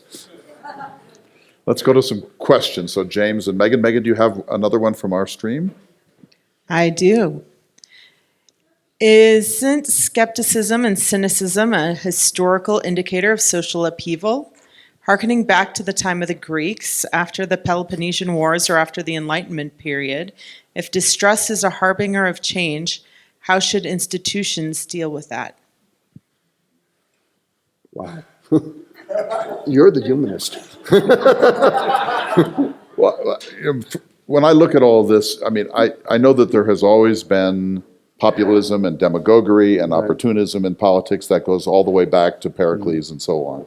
But it does seem to me that our leaders, and I don't just mean from on the right, across the board, have failed to realize that they have a deep responsibility to make the case for America, to say that whatever the problems of the FBI are, we need an FBI, that whatever the problems of this or that institution, these are things that are the essential glues of a society.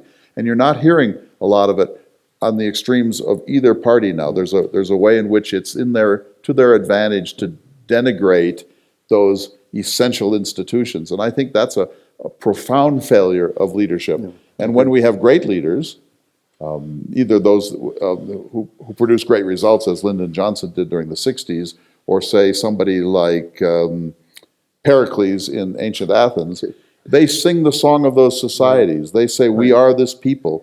And you don't hear that a lot these days, that kind of Jeffersonian aspirational, that we're all in this together, that we must solve problems together, that these institutions are not to be lightly toyed with. I think our leaders have really betrayed us on both sides of the spectrum. Yeah, and do that in a way that, I mean, for example, on the left, it's hard to talk about the glories of capitalism, and yet, wow. I mean, if you'd ever been in the Soviet Union, and I spent time in the Soviet Union, that didn't work so well, guys. It was, I love to tell the story of the grocery stores with 200 items. You had rancid meat and you had moldy vegetables. Go into the average American grocery store and recognize that as a triumph of American civilization. Okay, sure, yeah, some of us maybe overly processed food and all this kind of stuff. Yeah, there's problems. But wait, it's still just amazing to walk into an American grocery store. And I can tell you how amazing it is because during the 1990s, I brought some people from the Soviet Union to California and made the mistake of taking them to a grocery store. And it basically almost completely freaked them out. They had never seen anything that was so glorious in their life. And they couldn't believe what had been produced. And that's an everyday aspect of America that we don't celebrate enough. It's amazing. Trade shows are another thing I make the case for. Trade shows. That's the mechanism by which we make sure that the needs of the people out there are met by the manufacturers of the products. Soviet central planning didn't do that so well. They didn't have trade shows. James? Okay, before I come around, I just want to celebrate our local paper. This is the Vale Daily. This is the article about this week, tonight's program and tomorrow night's program on the 10 greatest photographs of all time. I can plug it now and I won't have to do it later. And we can pull the newspaper thread. We're so lucky in our little community to have such a great local paper. Okay. Questions, raise your hand and we'll get to as many as we can.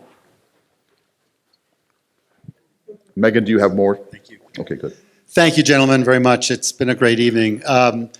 Professor Brady, we started about talking about polarization and trust. It seemed like it was a passive devolution, and I look at it as more a deliberate attempt by a lot of people. I look at a through line between Rush Limbaugh and the Tea Party and Steve Bannon's vow to tear down the administrative state, and I feel like our noble desire to restore trust is being met with resistance. And I wonder if you can comment on that. Yeah, I'd say yes. I don't want to we're trying to avoid the T word. The Rush Limbaugh, I know, but Rush Limbaugh is sort of a proxy. I think that's been part of the problem. The left has some of these problems too. Sometimes I don't think they do a good enough job. The 1619 Project, which in many ways I've said to people, hey, look, it was time that we had maybe the story told from a different perspective. And so the 1619 Project is not the end of the world. It may be not perfect history at every moment, but it's worth reading and trying to understand what things look like from that perspective. But it also, unfortunately, does not necessarily celebrate the glories of America. It really tells you a lot of the problems we've had. We should of course, we must take those problems into account because we acted very badly in much, I mean, the original sin of this country is slavery. And we ignored it in the Constitutional Convention, basically, by the way, because some of the members of the Constitutional Convention argued it's going to go away. Slavery is going to go away. They did not anticipate the cotton gin. They did not anticipate then what happened in the next 50 years in the South. And also, of course, the second original sin, the dispossession of native peoples. And all then across native the continent. peoples, it's the story in you should go read the first governor of California's statement about how to deal with the Native Americans. Basically, it's a shame we're going to have to exterminate them. They're in our way. They're a problem. We got to get rid of them. There were government bounties to kill a Native American. Unbelievable. I mean, this was what the government of California was proposing and did. But you know, the question that Megan was reporting from one of the people listening on streaming, that in times of enormous social change, that there is often a sort of a disruption. Think of the French Revolution, for example, and that disruption may be a good thing in certain cases, and it may be a necessary evil to get you through paralysis to something else. And there's a widespread feeling that our system is broken. Right. And I'm not going to defend Steve Bannon, but I'm going to say that his nihilism is break it all down because it just isn't working. Right. Is part of what happens when societies are going through very rapid change and there's uneasiness across the land, right? So it's not necessarily the worst thing that could happen, but how you apply it. Right. I mean, I think I've always said that if more people in Silicon Valley had read about the French Revolution, they might have understood that it's not necessarily the case that we would come out on the other side of social media a better nation, that we might actually have problems, and that we might have a period like we did during the French Revolution, where things didn't go so well for quite a while, leading to Napoleon, of course. But anyway, yeah. So disruption, we're in a period of disruption. And some of our political candidates have said, I'm here to disrupt. Right. And many people, reasonable people, think, the system needs to be disrupted. Right, and I think the system does need to be disrupted, but it's got to be done in a way where we recognize what the strengths are of this nation as well. And again, that we have some respect for institutions. We just can't tear them all down.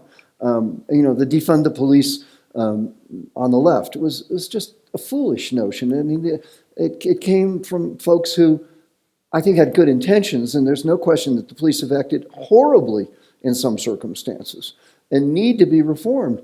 But on the other hand, you go to the average minority community and ask them, do they want to really get rid of the police? And the answer is no. And you see that in Oakland, by the way, right now. That initially the impulse was to try to maybe reduce policing in Oakland, and now they're going in exactly the opposite direction. But try hopefully better policing. And as I mentioned earlier, we have people at Berkeley working with Oakland to see if we can't do it better. Well, to take just a moment for defund the police, it's more complicated than that sounds, what was being attempted there. But what a ham-handed slogan.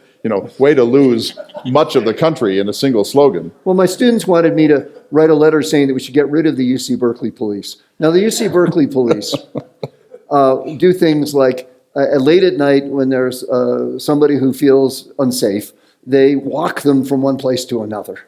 Okay? And I wrote back to my students, I'm not going to do that. I want you to be safe. If we have problems with UC Berkeley police, and we did, let's fix them. But let's not just get rid of it. Hard to imagine Berkeley without some control of the student. I mean, whoa, that could be quite a world. By the way, there's more ideological diversity at Berkeley than you might imagine. We have John Yoo there, for example. Yes, of course. In fact, when anybody says to me, Berkeley's just not ideologically diverse, I say, well, John Yoo. Yes, it rhymes with something. Megan? To what extent does inadequacy of education play into the problem of trust and propensity to believe disinformation? Right. We had one slide about the failure of the Jeffersonian ideal. Jefferson said this only works if you have a very well-educated people. And I don't think anyone would say at the moment that of the 340 million Americans, that we have a very well-educated people. Yeah, although it's better educated than it was 50 years ago. So, part of this problem has to be that universities aren't doing a good enough job with civics education and things like that. So we need to do better. I don't think we're going to ever get to the point where everybody is so well educated that they know all the details of public policy. But I hope we can find ways to bring them into organizations and groups so that they feel a little bit of trust and feel that they have groups that represent them and that are making the case for their needs or for their wants, so that we can figure out how to address those needs. What do you think is bigger imperative, that the people show some trust or that the institutions earn some trust? I probably earn. It's got to start by earning. Institutions have to, and we have too many institutions which frankly have fallen down. I remember my aunt, a longtime Catholic, and me asking her, well, what's going on with your local church? And she said, I'm not a Catholic anymore. I'm not a member of a church that allows pedophiles to run rampant. And it broke my heart. She'd spent a lifetime getting surcease from sorrow from the Catholic Church. And now suddenly she just had to reject it. Well, that says something about the church, not about her. I wanted to go back to local institutions for a second, because it seems very significant to me that as we get more local, our trust in those institutions increase. And I worry that we expend a lot of our political energy on national politics. And I guess I wonder if that's kind of part of the problem. It's the reason why we need more local media, because they help focus our attention on local politics and give us the wherewithal, the knowledge, the information, so that we can actually be learned and knowledgeable about those local politics. And it also just is a way to glue people together, because you go and you look for what your friends mentioned, what happened with the basketball team, what happened with this and the other thing. So we really need those local media. They're the important glue for America that unfortunately is going away.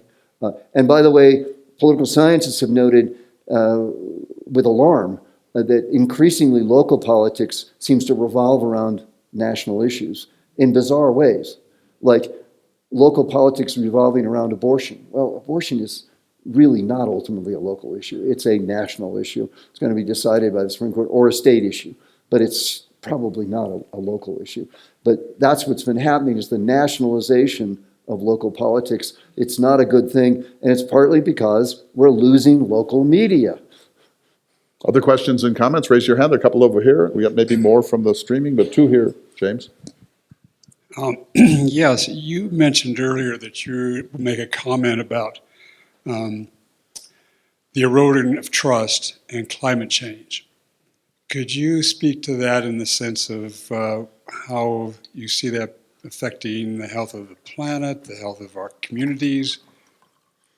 You would have thought that trust in science was a no-brainer, but it isn't, right?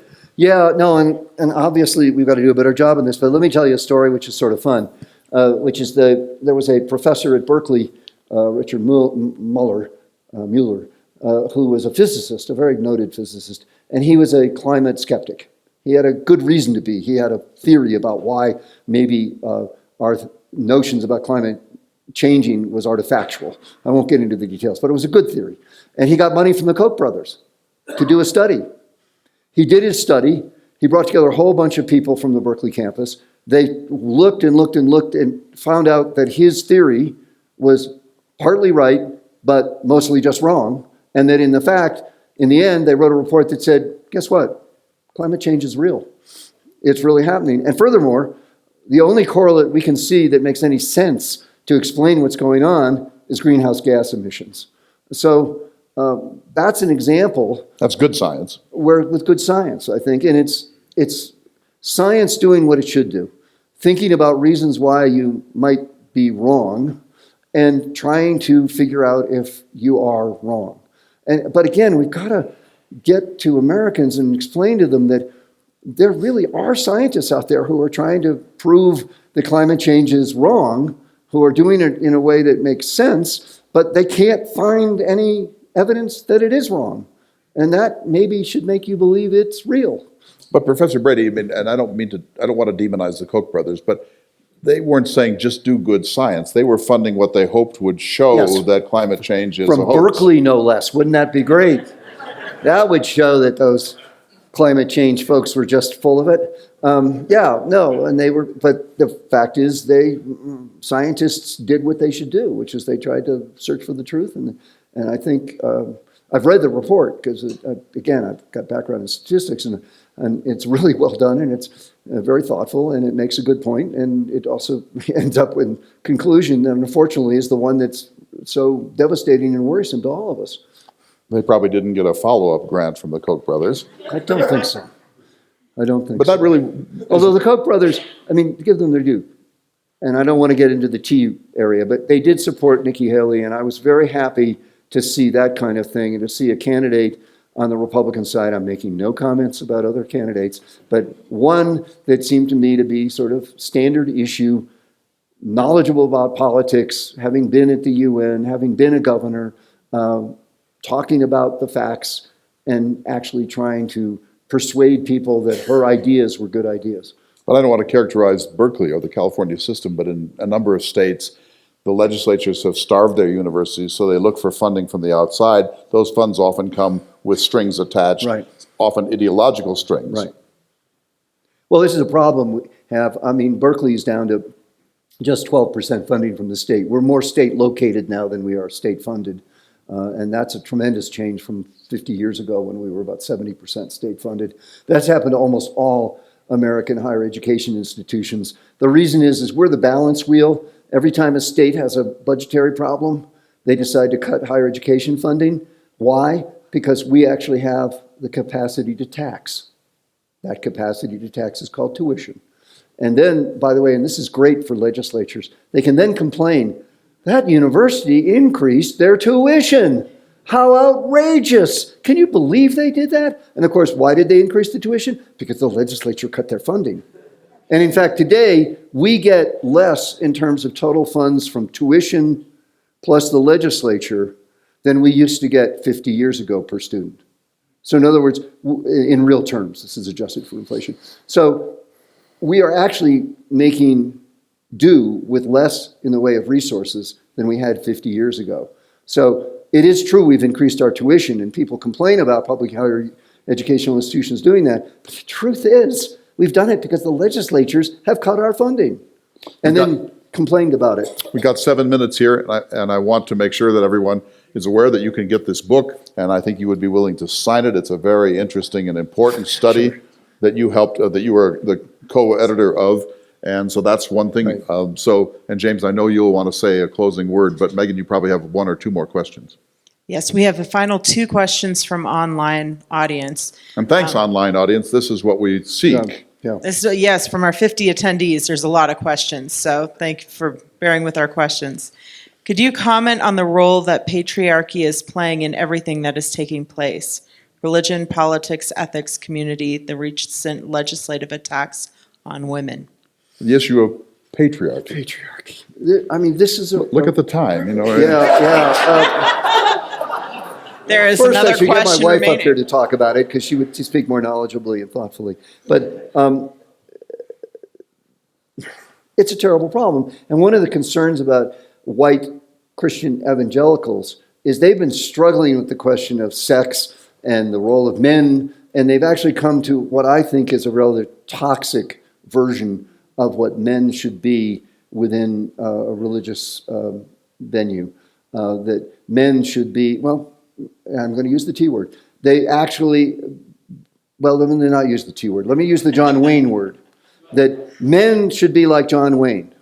And John Wayne was not the most admirable character. He had several marriages. He had extramarital affairs. He was arguably a racist and so forth. But the focus on the patriarchy and the ostensible importance of the patriarchy to the Christian religion, which personally as a former seminary student I think is wrong, has led them to what I think is a pretty toxic view of what men should be, and led them to endorse people like John Wayne. Yeah, so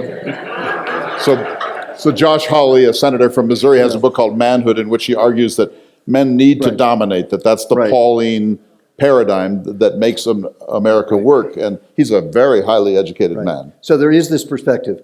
My father spent 6 years island hopping in the Pacific in World War II. He was a manly man. There's no question about it. I have tremendous respect for him.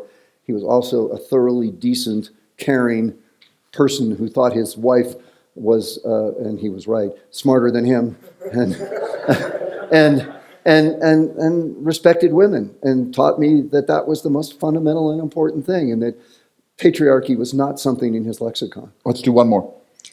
Humans tend to pay attention to and remember those things that are negative and/or what is going wrong. Our focus on the negative is trust eroding, not trust forming. Will there be room in our society to focus on positive outcomes and what is going right? Will this help build trust and allow for a cultural shift? So here's your list. Yeah, I think there's ways to build trust, and I just think we have to put some effort into it. And again, just to take one example, local news. There are ways we could support local news and make sure we have local newspapers. I think that will help build trust in communities, and it's a very, very important thing to do. So let me ask you this sort of exit question. You have an amazingly distinguished career, many books, important books. You've won awards. You've been honored by your faculty and students. I hope you don't take this the wrong way, but I'd say you're in at least the seventh inning of your career. So you've had a long time at some of the greatest institutions in America. Do you now look at America with your own disillusionment? Or what's your level of sadness, pessimism about where we are, or optimism and hope about where we are? I'm the son of a carpet salesman. My father did not go to college. I supported my parents when I was in graduate school because my father had lost his job. But America has given me opportunities that I could have never imagined. I think this is an extraordinary country. I have tremendous hope for America. And I feel so lucky. I have been blessed. With every advantage my father didn't get, I got it. He had the Depression. He had World War II. He had, unfortunately, an industry, the carpet industry, that went south because of the invention of tufting and artificial fibers. And I can tell you that story. It's a fascinating story. And I didn't have any of those disadvantages. I had every single advantage you can imagine. And I want other Americans to have that advantage. I want us to remember who we are, what we can be, and what we can do. And I think that's the challenge before us. So you're saying, it sounds like a little clunky now, but you're an embodiment of the American dream. I feel really lucky. Yes, I do. I think, I worked in a factory at one point. There's not, unfortunately, enough academics who worked in a factory, but I did, and I know what that's like. And so, yeah, I want more of us to get the opportunities to have the chances that I had. Thanks to all of you. Thank you, Dr. Henry Brady.